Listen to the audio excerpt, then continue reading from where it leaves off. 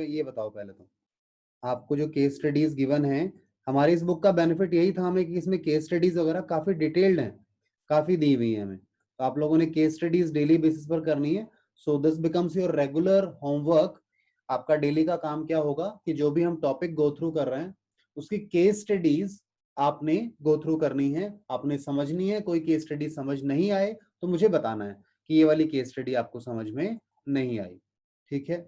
चलिए, तो supervisory level यानी ऑपरेशनल लेवल लास्ट क्लास में आप लोग पढ़ रहे थे, मुझे एक बार बता दीजिए हमने पूरा कर लिया था ये या इसमें कुछ डिस्कशन बाकी था? सर रिकैप पे आ गए थे। अच्छा, रिकैप पर आ गए थे हम लोग, ठीक है। सो आई मीन सुपरवाइजरी लेवल हमारा कंप्लीट हो गया। याद कीजिएगा लेवल्स ऑफ मैनेजमेंट 3 है। फर्स्ट इज, बोलिए कौन सा है? टॉप लेवल मैनेजमेंट, जो कि स्ट्रेटेजिक प्लानिंग करता है, प्लानिंग पार्ट इन्हीं का है। उसके बाद मिडिल लेवल आता है जो लिंकेज क्रिएट करता है lower level and the top level. Lower level के दो नाम और भी हैं, एक है सुपरवाइजरी लेवल, एक है ऑपरेशनल। सुपरवाइजर। बिल्कुल एग्जैक्टली, ठीक है बेटा मुस्कान। चलिए, तो रिकैप आप लोग खुद कर लेंगे। रिकैप तो हम टॉपिक कवर कर चुके हैं, उसी में से है रिकैप वाला पार्ट। ऑब्जेक्टिव क्वेश्चंस हैं, मैं पहली बार में नहीं करा रहा हूं, ठीक है। ये आपने करने हैं और आपने मुझे बताना है कि इनमें से कौन सा आपको समझ में आया या नहीं आया, क्योंकि क्वेश्चंस हैं केवल ये, ठीक है।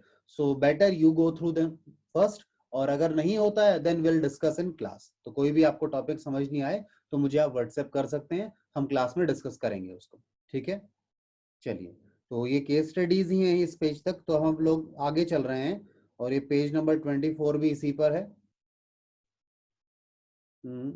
आगे हम आते हैं, हमारा जो नेक्स्ट टॉपिक है, the topic is treating management as art, science and profession. क्या मैनेजमेंट को हमें आर्ट्स मानना चाहिए, ठीक है, या प्रोफेशन मानना चाहिए, क्या मानना चाहिए? तो अकॉर्डिंगली हम उस पर डिस्कस करेंगे, ठीक है। चलिए जी, आई बिलीव स्क्रीन आपकी स्क्रीन शेयर्ड है आपके पास, आपको दिख रहा है heading management as arts, science and profession. तो काफी लोगों के माइंड में ये कंफ्यूजन रहता है कि मैनेजमेंट है क्या एग्जैक्टली वैसे तो क्लियर कट हमें पता है आज के समय मैनेजमेंट प्रोफेशन है, but it is an evolving stage, अभी भी इवॉल्विंग स्टेज में है, ठीक है। में और भी कुछ चीजें आनी बाकी हैं, स्टडीज चल रही हैं, डेली कुछ ना कुछ नया आता रहता है, ठीक है। सो इवॉल्विंग स्टेज में प्रोफेशन है, बट अगर आपकी बुक की तरफ देखेंगे आप, तो बुक क्या कहता है उस पर हम चर्चा करेंगे। पहले हम देखेंगे क्या मैनेजमेंट आर्ट्स है या नहीं है, देन विल गो थ्रू कि मैनेजमेंट साइंस है या नहीं है, एंड फिर प्रोफेशन है या नहीं है। इस पर हम डिस्कशन करने वाले हैं आपके इस टॉपिक के अंदर, ठीक है।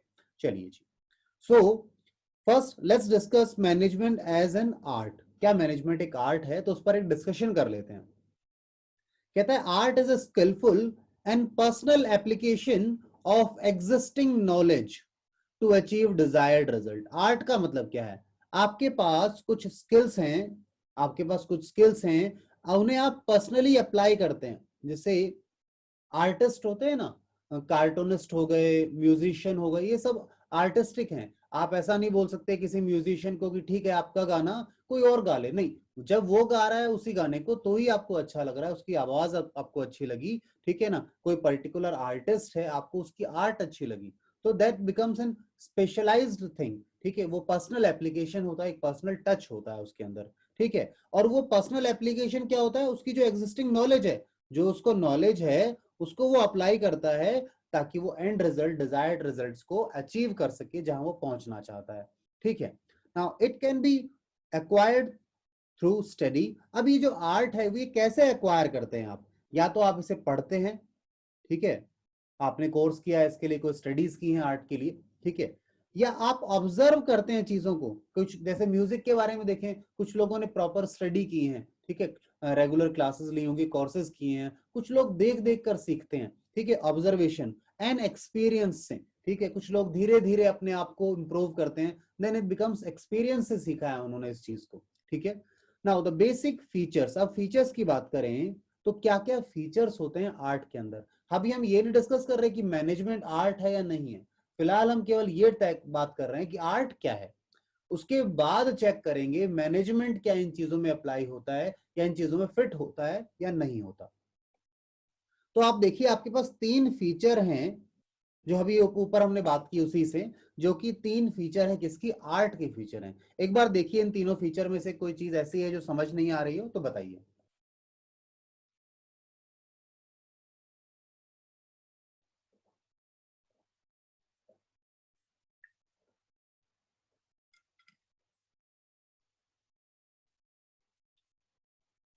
बताइए जी,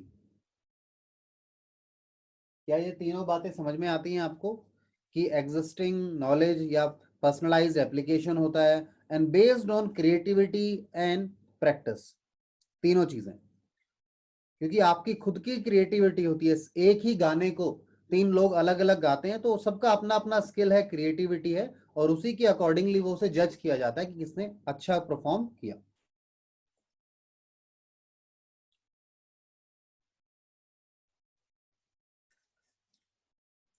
अब आर्ट का मैंने एग्जांपल आपको म्यूजिक से दे दिया, आप एक्टिंग से भी ले सकते हैं इसको, जैसे इन्होंने आपको दिया हुआ है, ठीक है। राइटर्स भी हो सकते हैं, सबका अपना अपना लिखने का तरीका होता है, ठीक है। तो ये 3 बेसिक क्वालिटीज हैं, या आप कह सकते हैं 3 बेसिक फीचर्स हैं कि जो कि आर्ट के अंदर एग्जिस्ट करती हैं, ठीक है। नाउ अब हमने आगे देखिए क्या आगे चल सकता हूं क्या, इन 3 फीचर्स को डिस्कस करने की जरूरत तो नहीं है मेरे हिसाब से, समझ में आती है तीनों फीचर, बताइए। Yes sir. ठीक है।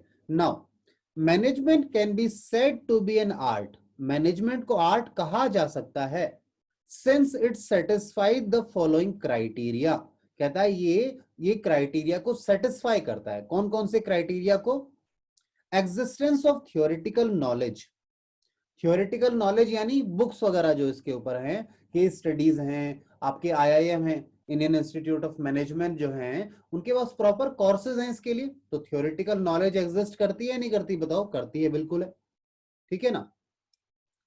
पर्सनलाइज्ड एप्लीकेशन, जैसे आर्ट में एक कोई इंडिविजुअल, कोई आर्टिस्ट अपनी उस नॉलेज को पर्सनली अप्लाई करता है, अपना सबका अपना अपना तरीका होता है, ऐसे ही मैनेजमेंट के अंदर भी मैनेजर को कैसे चीजों को मैनेज करना है, ये मैनेजर टू मैनेजर वेरी करता है। कोई मैनेजर बहुत अच्छे परफॉर्म करते हैं, कुछ मैनेजर अच्छा परफॉर्म नहीं कर पाते।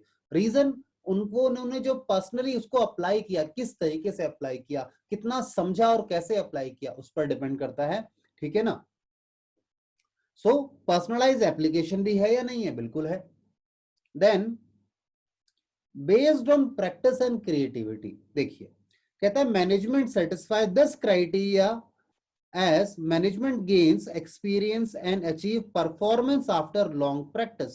एक मैनेजर अपने आप को ज्यादा अच्छे से एनहांस कब कर पाता है, जब वो धीरे धीरे चीजों को देखता है, समझता है, सीखता है, ऑब्जर्व करता है, प्रैक्टिस करता है, तो उसकी जो क्वालिटीज है इनहांस होती हैं। तो यहां पर भी इसने कहा ये भी आपके प्रैक्टिस और क्रिएटिविटी पर डिपेंड करती है, और प्रैक्टिस से क्रिएटिविटी धीरे धीरे इंप्रूव होती है, ठीक है। तो आप कह सकते हैं कि ये वाली क्वालिटी भी, यानी ये फीचर भी आपके मैनेजमेंट में अवेलेबल है, वहां पर है। तो आप कह सकते हैं इन 3 चीजों के कारण कि मैनेजमेंट जो है वो आर्ट है, ठीक है। अच्छा, अब ये एक टॉपिक है यहाँ बॉक्स में दिया हुआ है, इसे आप रीड करेंगे, मेरे पास इसका थोड़ा कंटेंट भी क्लियर नहीं है, ठीक है, तो इसे जरूर रीड करना आप, ठीक है। ऐसा नहीं करना कि ये बॉक्स के अंदर कोई बात लिखी है, छोड़ो जी, हटाओ, आगे चले, ठीक है। तो आपने इस पर भी ध्यान देना है। Then next we are moving to management as science. क्या कंटेंट दिखाई दे पा रहा है आप लोगों को, थोड़ा सा स्क्रीन डल है, ठीक है, क्या विजिबिलिटी क्लियर है थोड़ी बहुत,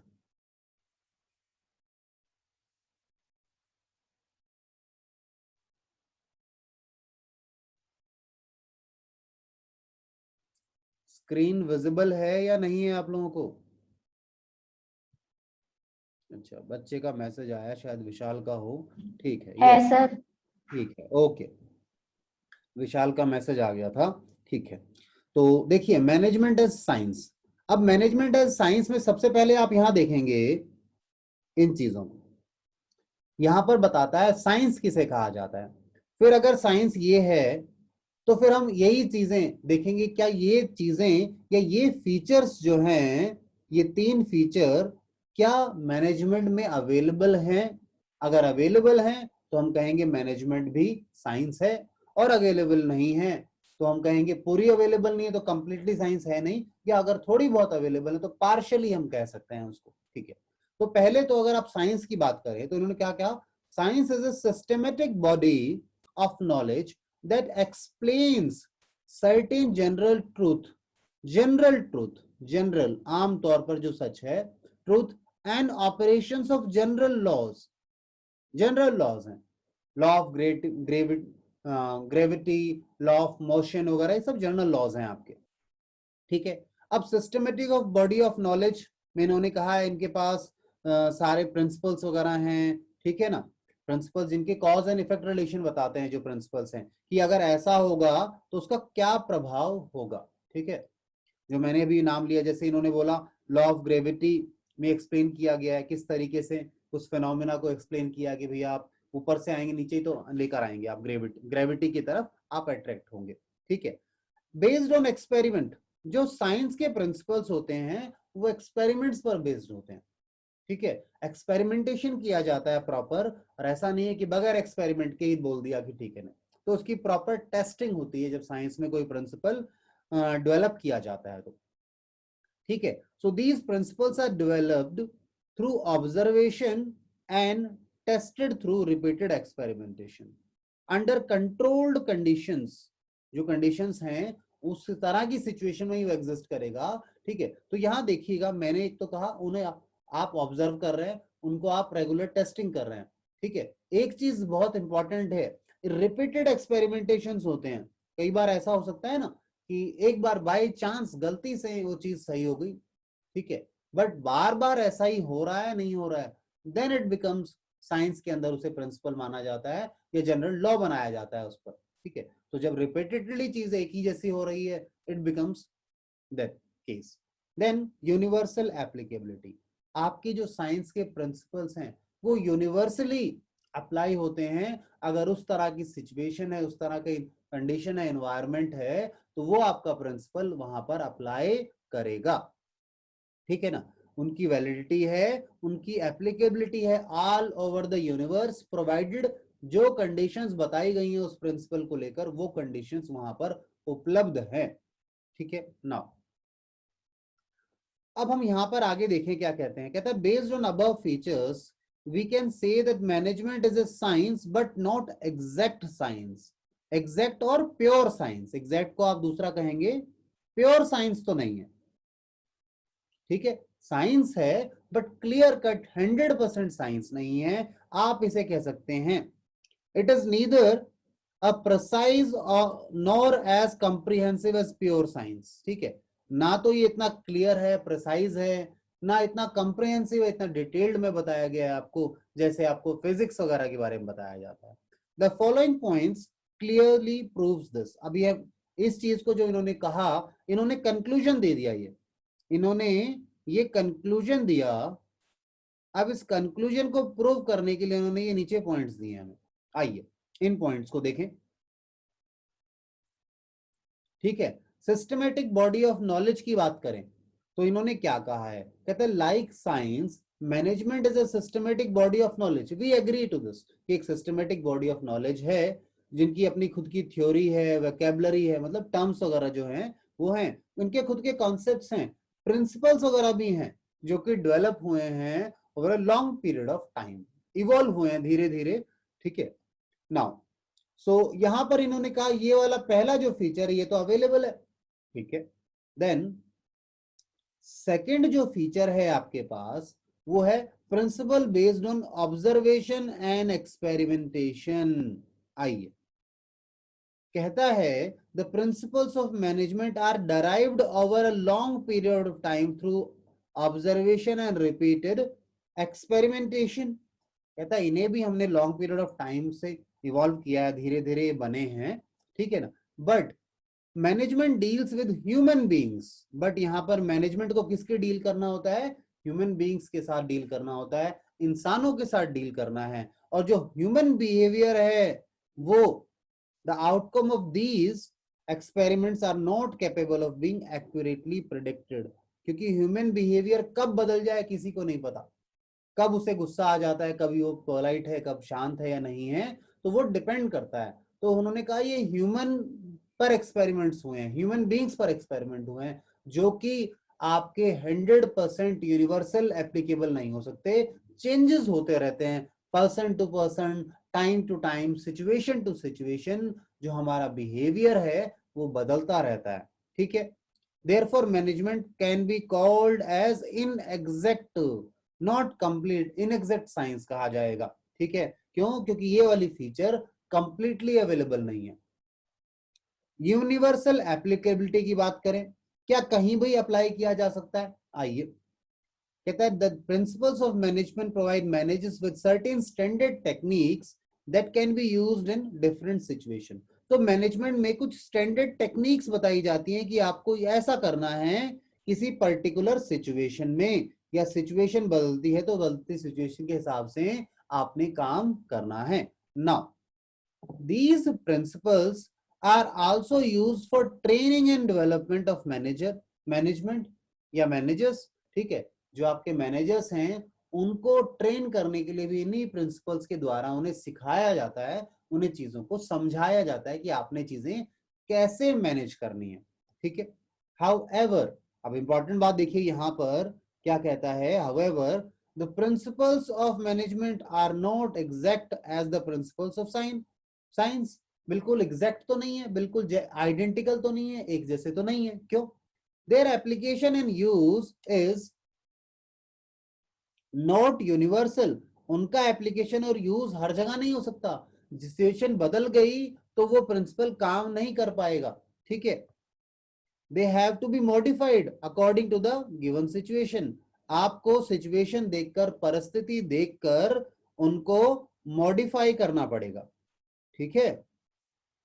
समझ गए बात मेरी? आपको परिस्थिति को देखकर, सिचुएशन को देखकर मॉडिफाई करना पड़ेगा अपने आप को, तब जाके आप मैनेजमेंट कर पाएंगे। तो ये वाली तीसरी फीचर भी अवेलेबल नहीं है। तो आप क्या कहेंगे, मैनेजमेंट आर्ट तो है बट एग्जैक्टली साइंस नहीं है। साइंस की कुछ फीचर यहां रिलेट करती हैं, बाकी नहीं रिलेट करती, तो इन एग्जैक्ट साइंस आप उसे कह सकते हैं। देन मैनेजमेंट एज प्रोफेशन, पहले तो यहां बात करें, ये आपको बात समझ में आई या नहीं आई, ये बताइए मुझे। हमने जब कहा कि मैनेजमेंट एग्जैक्ट साइंस तो नहीं है, इनएग्जैक्ट है, कंप्लीटली आप नहीं कह सकते कि साइंस है। मैं साइज थोड़ा इंक्रीज करूं, ये लीजिए। बताइए, कोई डिस्कशन या फर्दर कोई डाउट क्वेरी है यहाँ पर तो एक बार मुझे बता दीजिए ताकि उस पर हम डिस्कशन कर लें। बताइए।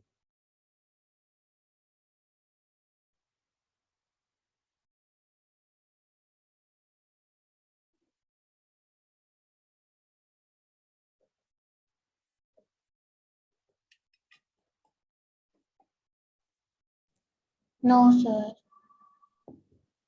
ठीक है जी, अगर कोई डाउट क्वेरी नहीं है, यहाँ तक आपको बात समझ में आती है तो हम आगे चल सकते हैं। एक चीज बहुत इंपॉर्टेंट है आप लोगों के लिए, जब भी आप कोई थ्योरेटिकल कॉन्सेप्ट पढ़ रहे हैं तो उसके केस स्टडीज को, उसके क्वेश्चंस को गो थ्रू जरूर करके देखिए, क्योंकि वहां से आपको ना डिफरेंट अप्रोच पता लगती है उस पर्टिकुलर चीज पर जाने की, तो और ज्यादा क्लैरिटी आती है कि एग्जैक्टली ये चीज है क्या, ठीक है।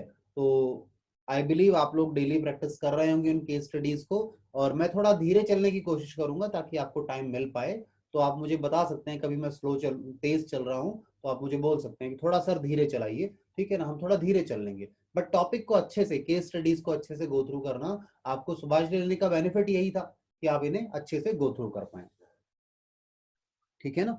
चलिए, अब आगे चलेंगे हम लोग हमारे पास, और आगे हमने मैनेजमेंट एज अ प्रोफेशन देखना है। क्या मैनेजमेंट प्रोफेशन है या नहीं है, हम यहीं पर रोक देंगे क्लास को, प्रोफेशन के बाद आगे नहीं चलाएंगे, ठीक है ना, क्योंकि आपको 3 टॉपिक अच्छे से गो थ्रू करें, इसके केस स्टडीज को अच्छे से समझ पाए।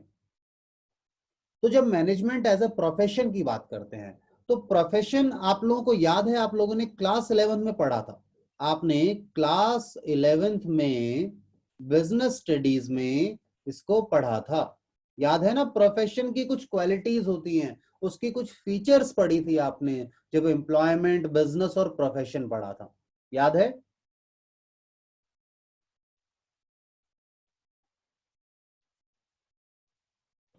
Yes sir. ठीक है।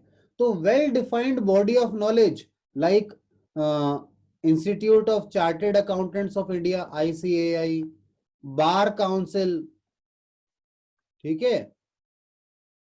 तो प्रॉपर बॉडी है इनके पास, जो नॉलेज के लिए इन्होंने प्रॉपर बॉडीज बनाई हुई हैं जो आपको इनके लिए मटेरियल प्रोवाइड करेंगे, कोर्स डिजाइन होंगे, कंटेंट बनाया जाएगा, प्रॉपर है प्रोफेशन में, ठीक है। रिस्ट्रिक्टेड एंट्री, कोई भी सीए नहीं बन जाएगा, आइए जी और आइए और आपको सीए बना देंगे, कोई भी ऐसे ही लॉयर नहीं बन जाएगा, कोई भी ऐसे ही डॉक्टर नहीं बन जाएगा, ठीक है ना। इनके लिए प्रॉपर आपके एंट्रेंस टेस्ट होंगे, ठीक है, आपको एग्जाम्स क्लियर करने होंगे, जब जाकर आपको यहाँ प्रोफेशन में एंट्री मिलेगी, ठीक है। प्रोफेशनल एसोसिएशंस होती हैं इनकी, एसोसिएशन जैसे बार काउंसिल मैंने बताया था आपको, ठीक है, लॉयर्स के लिए है, ठीक है ना। वो क्या एसोसिएशन क्या करती हैं, उनके जो मेंबर होते हैं, हमारे इंस्टीट्यूट ऑफ चार्टर्ड अकाउंटेंट्स में भी है, इनके जो मेंबर होते हैं इन्हें कुछ एथिकल कोड ऑफ कंडक्ट को फॉलो करना होता है, कुछ रूल एंड रेगुलेशंस को फॉलो करना होता है, ठीक है ना। तो प्रोफेशनल एसोसिएशंस में इस तरह की चीजें होती हैं। एथिकल कोड ऑफ कंडक्ट इसी से रिलेशन हो गया, ठीक है ना, कि जो प्रोफेशनल एसोसिएशंस हैं इनमें जो एथिकल कोड ऑफ कंडक्ट बनाती हैं, ठीक है ना। एथिकल कोड ऑफ कंडक्ट मैंने बताया क्या होता है, ये कुछ रूल्स एंड रेगुलेशन है जो कि प्रोफेशनल पर अप्लाई होती हैं, उन्हें अपने प्रोफेशन की डिग्निटी को बनाए रखने के लिए कुछ चीजों को ध्यान में रखना होता है, कुछ चीजों का पालन करना होता है, ठीक है जी। तो वो क्या हो गया, एथिकल कोड ऑफ कंडक्ट, यानी आपका कंडक्ट कैसा होगा, आप किस तरीके से बिहेवियर करेंगे सोसाइटी में, मार्केट में, वो क्या है, आपका एथिकल कोड ऑफ कंडक्ट है। सर्विस मोटिव, हमारा जो मोटिव होता है यहाँ पर सर्विस मोटिव होता है, ठीक है। To serve clients interest, client के इंटरेस्ट के लिए हमें काम करना होता है, हमने अपनी सर्विसेज अपने क्लाइंट के लिए देनी होती हैं। By rendering dedicated and commitment services, जैसे टास्क ऑफ लॉयर, इन्होंने लॉयर के बारे में बोला कि लॉयर का टास्क क्या है, is to ensure that his client gets justice, उसके क्लाइंट को जस्टिस मिले, ये उसका टास्क है, ठीक है ना। ये उसने ये सर्विस प्रोवाइड करनी है ताकि उसके क्लाइंट को जस्टिस मिल पाए। नाउ अगर आप कंक्लूजन की बात करें, मैं जैसे बार बार बोल रहा हूं, ये लोग कंक्लूजन बीच में ही लिख रहे हैं, यहां पर इन्होंने कंक्लूजन यहां लिख दिया, ये इनका कंक्लूजन है। अब ये कंक्लूड क्यों किया, इस चीज पर ये चर्चा बाद में करते हैं हमेशा, तो कंक्लूजन क्या है इस पर देखें एक बार। इन्होंने कहा है management is a profession, management profession तो है but not full fledge profession, complete नहीं है अभी, मतलब कुछ कुछ फीचर्स इसके पास हैं, इनके पास फीचर्स अवेलेबल हैं जो कि एज एन प्रोफेशन में होती हैं, बट कंप्लीट नहीं है, इसलिए इन्होंने क्या कहा कि फुल फ्लेज्ड नहीं है, ठीक है। चलिए, वैसे आप देखेंगे तो आज के समय आपको मैनेजमेंट के लिए एंट्रेंस एग्जाम देने होते हैं, ठीक है कुछ फीचर्स, कुछ चीजें थोड़ा कोर्स भी हमारा अपग्रेडेड नहीं है, थोड़ा एनहेंस्ड नहीं है, तो वो चीजों के कारण भी थोड़ा बहुत कहीं आपको लगेगा, but we are going toward that professionalism, we are going toward those features जो कि एक प्रोफेशन में होनी चाहिए, धीरे धीरे हम जा रहे हैं उनकी तरफ। तो इसने कहा अभी करंटली ये फुल फ्लेज्ड नहीं है, ठीक है। लाइक लीगल यानी लॉयर, हमारे अकाउंटिंग वाले से हैं जैसे चार्टर्ड अकाउंटेंट्स वगैरह का है, मेडिकल प्रोफेशन यानी जो डॉक्टर्स के लिए है, बार काउंसिल नहीं मेडिकल काउंसिल होती है इनकी, ठीक है ना। Because they do not does not meet the exact criteria of true profession. अब क्यों नहीं है ऐसा, आइए समझें। Well defined body of knowledge, देखिए well defined body of knowledge तो है, आपके पास इंडियन इंस्टीट्यूट ऑफ मैनेजमेंट है, IIM है, ठीक है, ये तो है। तो कहता है ये वाली फीचर तो प्रेजेंट है जी यहाँ पर, ठीक है, क्योंकि पार्शियल तो है, ठीक है। रिस्ट्रिक्टेड एंट्री, रिस्ट्रिक्टेड एंट्री की बात करें तो देखिए आज के समय अगर आप बात करें इन जनरल, अगर आप मैनेजमेंट के कोर्सेज की बात करें, क्योंकि कई जगह पर ऐसा भी होता है ना, जो मैनेजमेंट कर रहे होते हैं लोग, उन्होंने कोर्सेज नहीं किए होते, ये क्यों इस पर बात कर रहा है, बट धीरे धीरे सिस्टम चेंज हो रहे हैं, धीरे धीरे लोग समझ रहे हैं कि मैनेजमेंट के लिए आपको एक्सपर्ट्स चाहिए जो कि इन चीजों को मैनेज कर पाए, तो वो फिर उन्हीं लोगों को वो अपॉइंट करेंगे। बट अभी करेंटली आप देखें तो जैसे हमारे लिए लॉ बना हुआ है कि भैया ऑडिट करेगा चार्टर्ड अकाउंटेंट करेगा, पर ऐसा लॉ नहीं बना हुआ कि मैनेजमेंट जो करेगा बिजनेस का वो एमबीए ही होना चाहिए, ऐसा लॉ नहीं बना हुआ। तो इसके कारण से थोड़ा सा इशू है, ठीक है। तो सुनिए आइए इसको। Entry to management institute such as IIM is usually through an examination. IIM में तो एग्जामिनेशन के थ्रू एंट्री है, रिस्ट्रिक्टेड है वहां तो। However there is no restriction on anything being designated और अपॉइंटेड एज अ मैनेजर, ठीक है। बट अभी इस पर रिस्ट्रिक्शन नहीं है कि मैनेजमेंट कौन संभालेंगे लोग या मैनेजर कौन होगा, उसके लिए कुछ रूल्स एंड रेगुलेशन आ जाएं तब जाकर थोड़ा रिस्ट्रिक्शन होगा वहां पर भी, क्योंकि यहाँ पर ऐसा है कि आईआईएम से नहीं भी है बट बंदा मैनेजर है, तो ये वाला पॉइंट पूरा नहीं होता था रिस्ट्रिक्टेड एंट्री वाला। इसलिए आप कहेंगे ये फीचर कंप्लीटली अभी प्रेजेंट नहीं है, not present in management. Then professional association की बात करें, अगला हमारे पास क्या है जी, प्रोफेशनल एसोसिएशन है। तो प्रोफेशनल एसोसिएशन की बात अगर हम करें तो कहता है there are several associations of practicing managers in India, like All India Management Association, that has laid code of conduct to regulate the activities of their member. Associations तो हैं, जैसे मैंने एक नाम बताया All India Management Association. There is however no compulsion, but कोई compulsion नहीं है for managers to become members of those associations, because ये जो है ये नॉन गवर्नमेंट है, ठीक है। और प्राइवेट एसोसिएशन है तो कोई कंपलसरी नहीं है कि आपको इसकी मेंबरशिप लेनी ही पड़ेगी, ठीक है। मेंबरशिप नहीं है तो फिर इस पर एक्शन कैसे ले लेंगे आप, किसी मैनेजर पर नहीं ले पाएंगे, क्योंकि मेंबर पर ही एक्शन लिया जा सकता है, ठीक है ना। एथिकल कोड ऑफ कंडक्ट, अब इनका खुद का तो है, एआईएमए का खुद का एथिकल कोड तो है, बट वही बात है क्योंकि ये अब कोड अप्लाई किस पर होगा, जो इसके मेंबर्स हैं, और सभी मैनेजर्स तो इसके मेंबर हैं नहीं, ठीक है ना।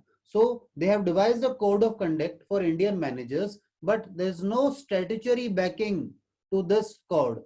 स्टैट्यूटरी यानी लॉ की तरफ से ये कोई कंपलसरी चीज नहीं है, लॉ नहीं कहता कि आपको इसकी मेंबरशिप लेनी पड़ेगी या इस कोड ऑफ कंडक्ट को मानना पड़ेगा, तो कोई कंपल्शन नहीं है, क्योंकि मेंबरशिप ही कंपल्शन नहीं है एसोसिएशन की, तो इसके जो कोड ऑफ कंडक्ट हैं वो सब पर कैसे अप्लाई हो पाएंगे, ठीक है। चलिए अगली बात आती है सर्विस मोटिव की, ठीक है।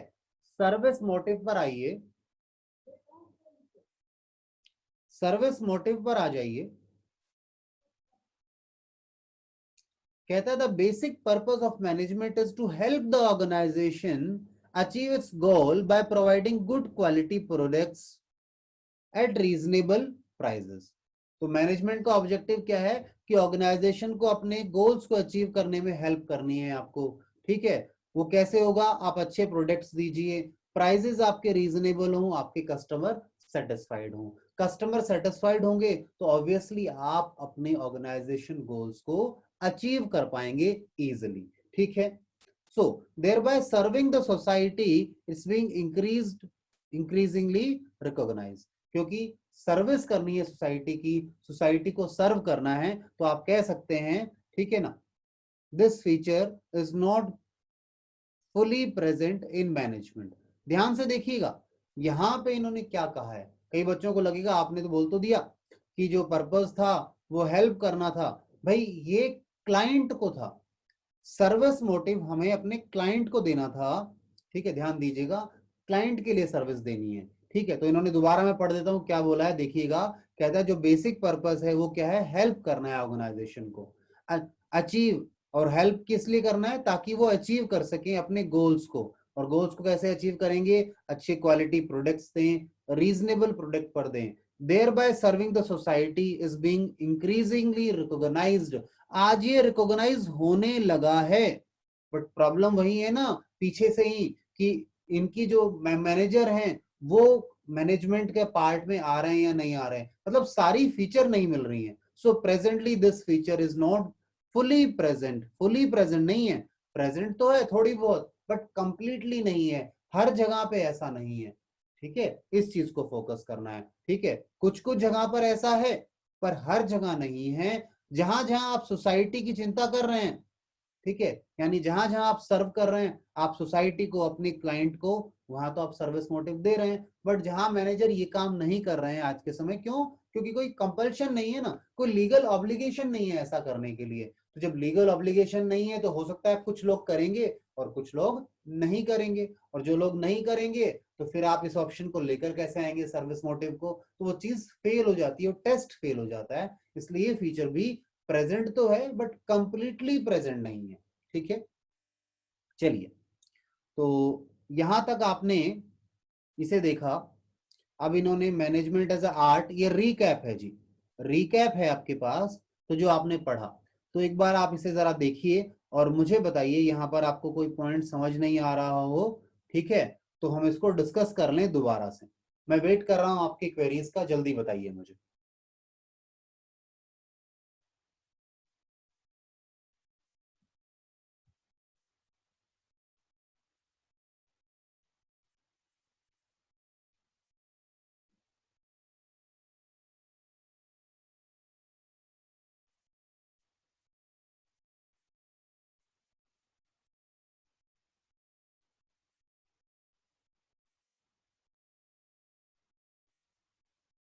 कोई पॉइंट समझ नहीं आया हो तो रीड करो उसे, अगले टॉपिक पर नेक्स्ट क्लास में चलेंगे। अभी एक बार इन टॉपिक्स में कोई भी डाउट है तो पूछिए। Ethical code of conduct, ethical code of conduct क्या होता है मैं आपको बताऊं। जैसे मैं आपको एग्जांपल दूं एथिकल कोड ऑफ कंडक्ट का, तो एक मिनट, पहले मैं जरा टॉपिक पर आ जाऊं। हाँ जी, एथिकल कोड ऑफ कंडक्ट, आपका बिहेवियर कैसे होगा। जैसे मैं एग्जांपल दूं आपको। हम्म,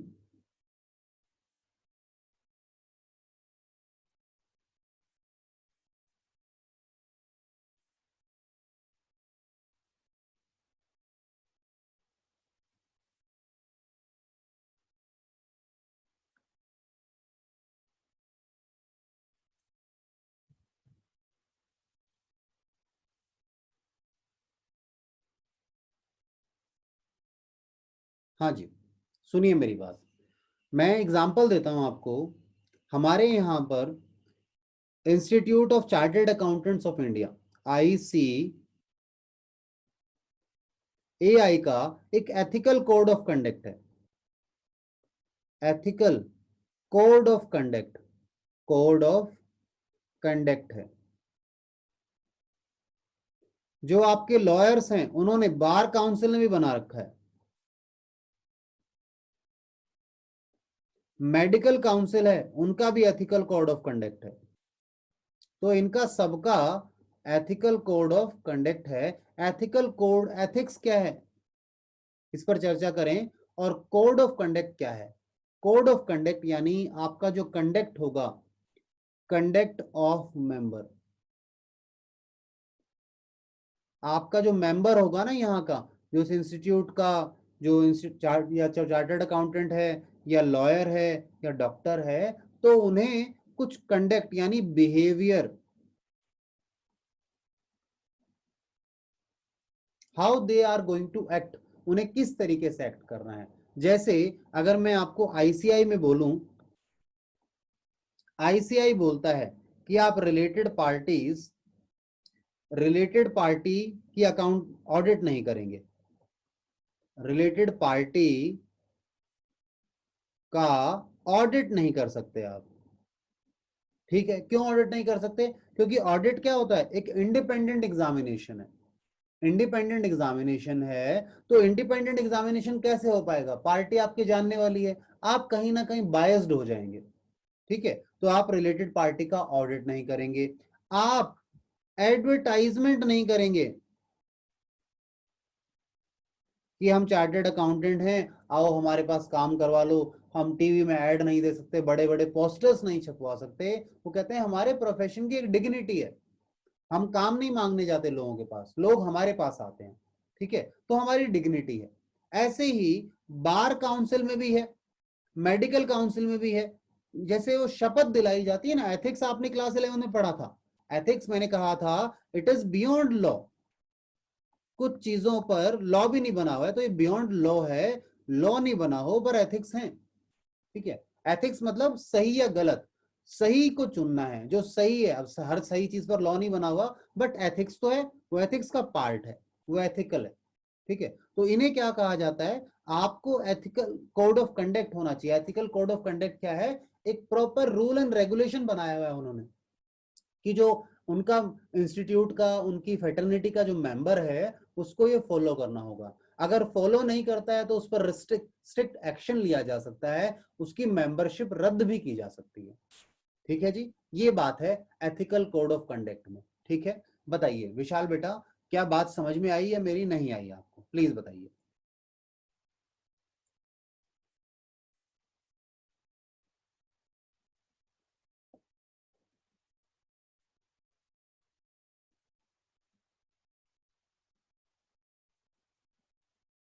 ठीक है, और बताइए जी, इसके अलावा और कोई क्वेरी वगैरह है तो। वैसे समय अब खत्म ही हो गया है लगभग, ठीक है, 1 मिनट के आसपास बचा है, तो फिर हम नेक्स्ट क्लास में मिलते हैं आपके साथ और आगे इस टॉपिक को गो थ्रू करेंगे। अकाउंट्स में ध्यान रखिएगा, आपने रेगुलर प्रैक्टिस करनी है। बिजनेस स्टडीज में case studies daily go through करनी है आपके पास जो भी होंगी, ठीक है, भूलिएगा मत। और होमवर्क मुझे डेली भेजते रहिए आप लोग, ताकि मैं चेक कर पाऊँ और आपको भी रहे कि हाँ करना है, ताकि भेजना है तो करना भी है उसको, ठीक है जी। चलिए, तो इस चीज का ध्यान रखेंगे सारे बच्चे। आज के लिए क्लास बंद कर देते हैं फिर अभी हम, ठीक है, कर दें क्लोज क्लास। Yes, sir. चलिए, ओके, टेक केयर।